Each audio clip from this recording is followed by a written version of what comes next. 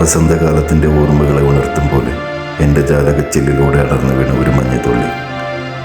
ഏകാന്തതകളെ ഞാൻ ഏറെ ഇഷ്ടപ്പെട്ടിരുന്നു. ഓർമ്മകളിലെ കലാലയ ജീവിതം മാത്രമാണ് എനിക്ക് മുന്നിൽ ഇപ്പോൾ ഉള്ളത്. എങ്ങു നിന്നോ എവിടെ നിന്നൊക്കെയോ കാലത്തിൻ്റെ കലാലയത്തിൽ ഒത്തുചേർന്നവർ. സൗഹൃദങ്ങൾ, പ്രണയങ്ങൾ, ഇണക്കങ്ങൾ, പിണക്കങ്ങൾ, പരിഭവങ്ങൾ, അങ്ങനെ ദിനരാത്രങ്ങൾ കടന്നുപോയി.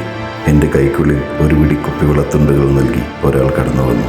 എൻ്റെ മിഴി സ്നേഹത്തിൻ്റെ സ്വാതന്ത്ര്യ സ്പർശമയുവാനായി വന്നവൾ. പ്രണയം ഞങ്ങളിൽ സ്വപ്നങ്ങൾ നൽകി. ആ സ്വപ്നങ്ങൾക്ക് നിറങ്ങൾ നൽകി.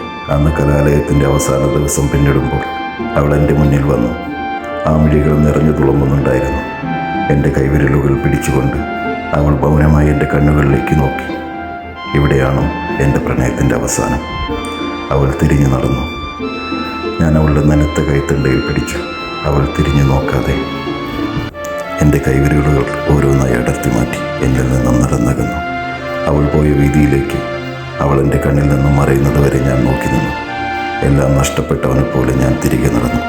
അപ്പോഴാണ് എൻ്റെ മനസ്സെന്നോട് പറഞ്ഞത്, ഒരിക്കൽ കൂടി അവളെ വന്ന് കാണുവാൻ. അതുകൊണ്ടാവണം അടരുന്ന കാൽവയ്പ്പുകളോടുകൂടി ഞാൻ അവൾ നടന്ന വീതിയിലൂടെ തിരിച്ചു നടന്നത്. വഴിയരികിൽ ഞാൻ അവളെ കണ്ടുമുട്ടി. പക്ഷേ അവൾക്ക് എന്നാൽ കാണാൻ കഴിഞ്ഞില്ല. ആ മിഴികൾ എന്നേക്കുമായി അടഞ്ഞിരുന്നു. ശ്വാസം നിലച്ചിരുന്നു. മൗനമായി അവൾ എന്നോട് യാത്ര പറയുകയായിരുന്നു. മറ്റൊരു ലോകത്തേക്ക് എൻ്റെ മിഴി. എനിക്ക് കൂട്ടായി അവളുടെ ഓർമ്മകൾ മാത്രം ബാക്കി വെച്ചുകൊണ്ട് അവൾ യാത്രയായി. അവൾ എനിക്ക് സമ്മാനിച്ച ഈ ഈറൻ വയലറ്റ് പുഷ്പങ്ങൾ. അപ്പോഴാണ് ഞാൻ അറിഞ്ഞത് അത് അവളുടെ മരണത്തെ സൂചിപ്പിക്കുന്ന പുഷ്പങ്ങളായിരുന്നുവെന്ന്. ഒരു സ്വപ്നം പോലെ എല്ലാം മറക്കാൻ ശ്രമിച്ചു നോക്കി. കഴിയുന്നില്ല. എൻ്റെ തൂലികത്തുമ്പിൽ നിന്നും വാക്കുകളെങ്ങോ മറഞ്ഞു. എൻ്റെ കണ്ണുകളിൽ ഇപ്പോൾ അവളുടെ മുഖം മാത്രമാണ്. മരണത്തിൻ്റെ അവസാന നിമിഷത്തിൽ മരിക്കാത്ത ഓർമ്മകളായി അവൾ മാത്രം. ഞാനും യാത്രയാകുന്നു എൻ്റെ ഓർമ്മകളോടൊപ്പം. ഇനി ഈ ഓർമ്മകൾ നിങ്ങളോടൊപ്പം മാത്രമേ ഉള്ളൂ. പ്രിയപ്പെട്ട മിഴി.